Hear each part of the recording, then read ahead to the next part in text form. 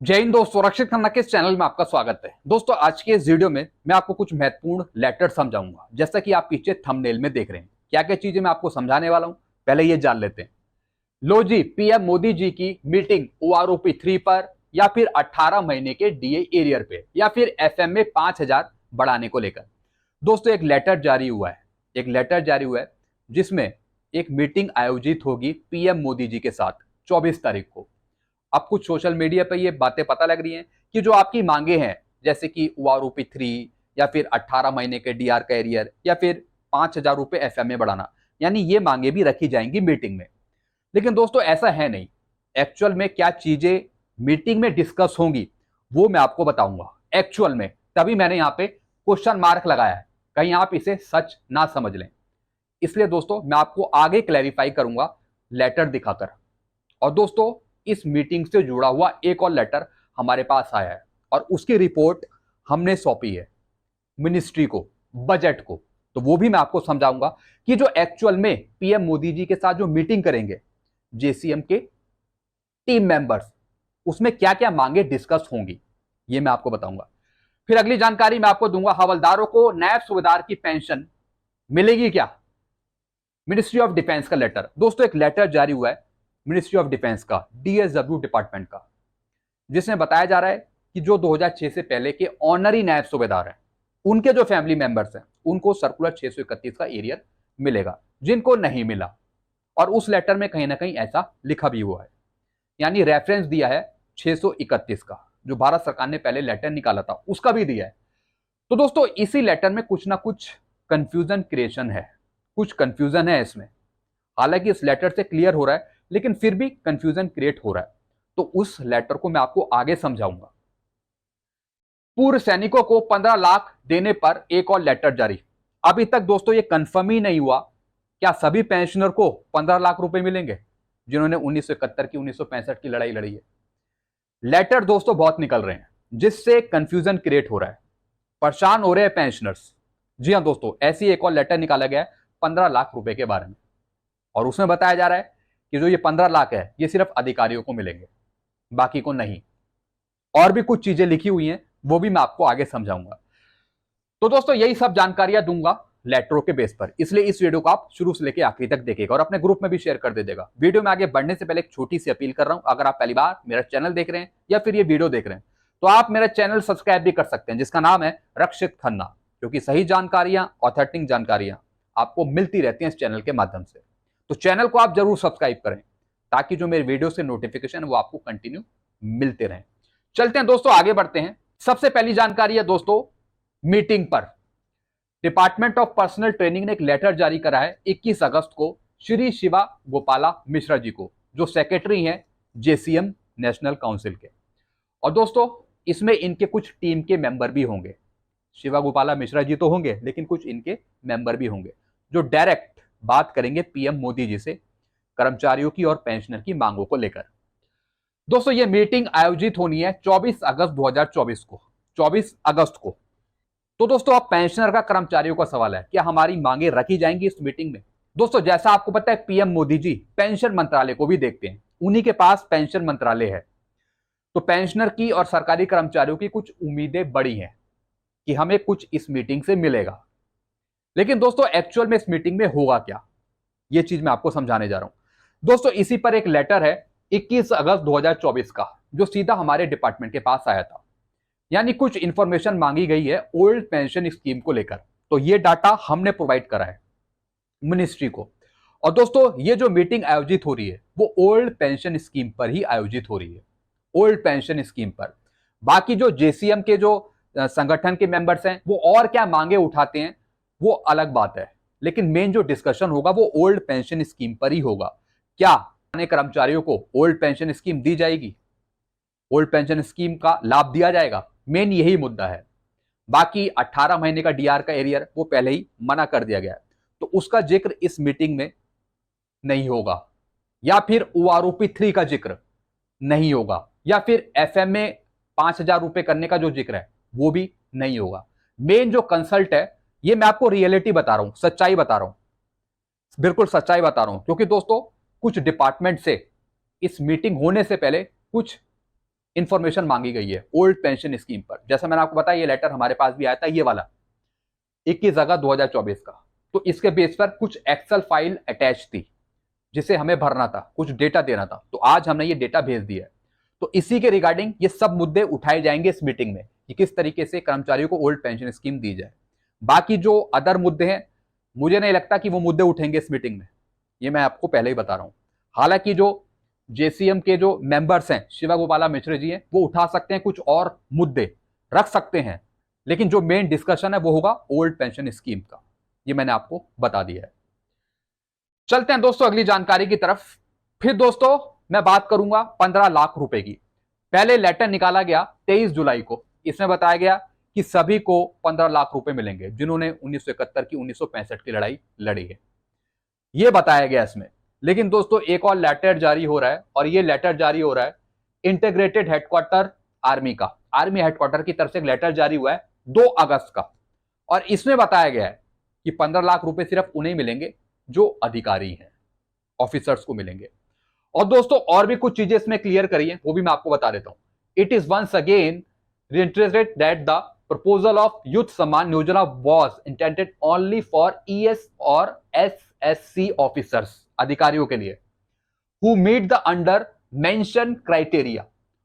और दोस्तों जिनको ये 15 लाख रुपए मिलेंगे वो किस तरीके से अपना क्राइटेरिया पूरा करेंगे?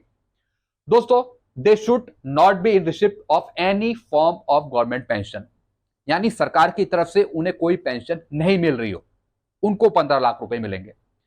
सरकारी पेंशन ना ले रहे हो वो अधिकारी। दे should have participated in 1965-1971 wars, जो 1965 या फिर 1971 की लड़ाई में लड़े हैं।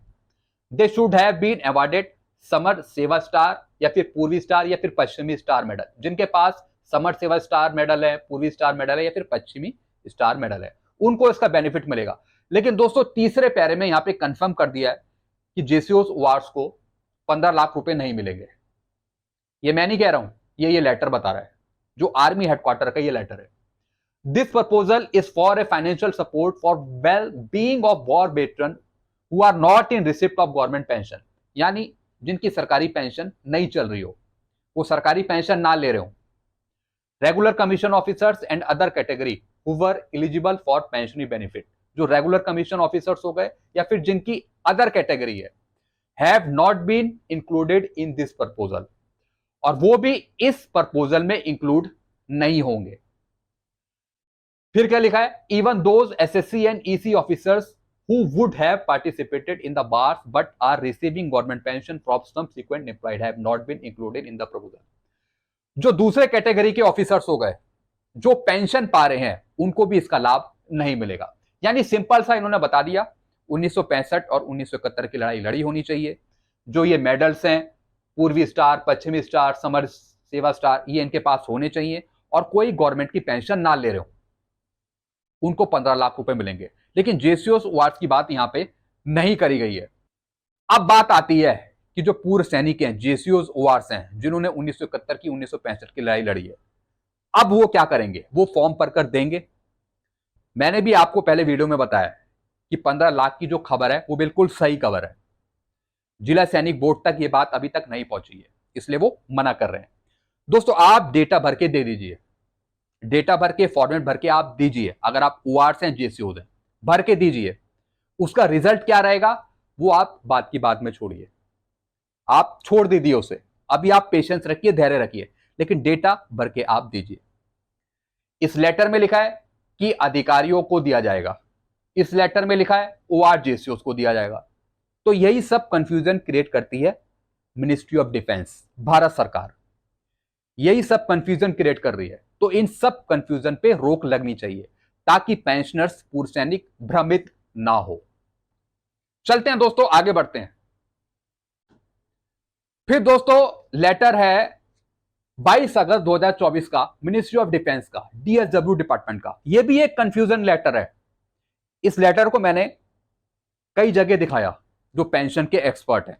कुछ एक्सपर्ट का कहना है कि इस लेटर का मतलब है कि जो 2006 से पहले के ऑनरी नायब सूबेदार हैं, जिन हवलदारों को ऑनरी ग्रांट हुई है, अगर उनकी मृत्यु हो गई है तो फिर फैमिली मेंबर्स को, स्पाउस को, वाइफ को 631 के अनुसार पेमेंट मिलेगा, 631 का एरियर मिलेगा, उसके बिहाफ पे ये लेटर निकाला है।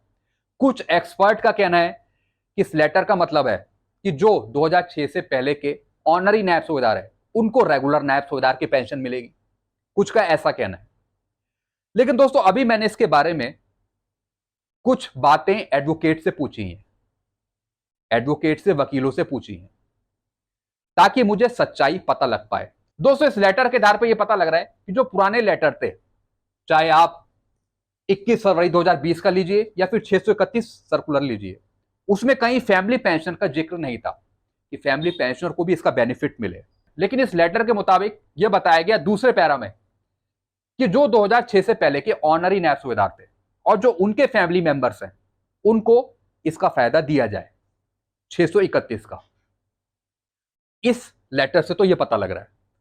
लेकिन दोस्तों जो पहली लाइन है, according to which the provision of government of India ministry of defence letter, मतलब इसी का रेफरेंस दिया है, dated 12/6/2009 has been extended with effect from 1/1/2006। दोस्तों इस लेटर को जो दूसरे एक्सपर्ट बता रहे हैं, इस लेटर को देखकर वो ये बता रहे हैं कि जैसे 2006 के बाद ऑनरी नायब सूबेदारों को रेगुलर नायब सूबेदार का बेनिफिट मिल रहा है, जो 2006 के बाद आए हैं, पोस्ट आए हैं, उसी तरीके से सेम ऐसी फायदा 2006 से पहले वालों को दिया जाए, रेगुलर नायब सूबेदार की पेंशन। हालांकि मैंने अभी इसे कंफर्म नहीं करा है, अभी मैं इसे कंफर्म नहीं मान रहा हूं, क्योंकि इस लेटर में ऐसा लिखा नहीं है, इसलिए मैं इसे कंफर्म नहीं मान रहा हूं। लेकिन फिर भी मैंने जो राय मांगी है एडवोकेट से, वकीलों से, वो क्या बताते हैं उसकी जानकारी मैं आपको आगे आने वाले वीडियोस में दूंगा, ताकि दोस्तों इस लेटर को मैं सही से आपको क्लैरिफाई कर सकूं, सही से मैं आपको बता सकूं। तो दोस्तों कुछ चीजें अलग अलग निकल के आई हैं, इसलिए कंफ्यूजन क्रिएट हो रहा है। हालांकि इस लेटर में वही लिखा है फैमिली पेंशनर के बारे में कि जो 2006 से पहले के ऑनरी नायब सूबेदार है, उनके जो फैमिली मेंबर्स हैं उनको इसका फायदा दिया जाए, 631 का, उनको इसका फायदा दिया जाए। हालांकि अभी भी कई फैमिली मेंबर्स को, पेंशनर्स को 631 का फायदा नहीं मिला है, अभी भी नहीं मिला है, लेकिन हम उनको दिलवा रहे हैं। यह प्रक्रिया बहुत पहले से चल रही है। हालांकि 631 सर्कुलर में वो इंक्लूड नहीं था, फैमिली पेंशनर का नाम इंक्लूड नहीं था, लेकिन फिर भी फैमिली पेंशनर को एरियर दिलवाया गया 631 का। तो दोस्तों ये कुछ चीजें हैं जो मैं आपको और आगे क्लैरिफाई करूंगा इस लेटर के मुताबिक। अगर ऐसा हो जाता है कि इस लेटर के बेस पर जो 2006 से पहले के ऑनरी नायब सूबेदार है उनको रेगुलर नायब सूबेदार की पेंशन मिल जाती है, तो दोस्तों इससे बड़ी और खुशखबरी होगी नहीं, ये तो बहुत अच्छी बात होगी। लेकिन फिर भी मैं आपको आगे क्लैरिफाई करूंगा, आगे क्लैरिफाई करूंगा। मैं आपको अभी क्लैरिफाई इसलिए नहीं कर रहा क्योंकि मेरे पास अभी जवाब आए नहीं है एडवोकेट के, जो मैंने उनसे पूछा है। तो दोस्तों ये चीजें मैं आपको थोड़ा और आगे क्लियर करूंगा, कुछ और नई जानकारियां दूंगा इस पर। फिलहाल आप अभी रुके रहिए, वेट करिए। तो दोस्तों ये कुछ जानकारियां थी जो मैंने आपको समझाई हैं। आई होप सारी जानकारी आप अच्छे से समझ गए होंगे। अभी कुछ कंफ्यूजन है इन लेटरों के बेस पर, जैसे 15 लाख का लेटर हो गया या फिर ऑनरी नायब सूबेदार वाला ये लेटर हो गया, ये मैं आपको अच्छी जानकारियों के साथ और आगे एक्सप्लेन करूंगा जब मेरे पास इंफॉर्मेशन आएगी। तो दोस्तों ये सब जानकारी जो मैंने आपको समझाई, वीडियो आपको अच्छा लगता है वीडियो को लाइक करें और इस चैनल को आप सब्सक्राइब कर सकते हैं, जिसका नाम है Rakshit Khanna. Thank you so much.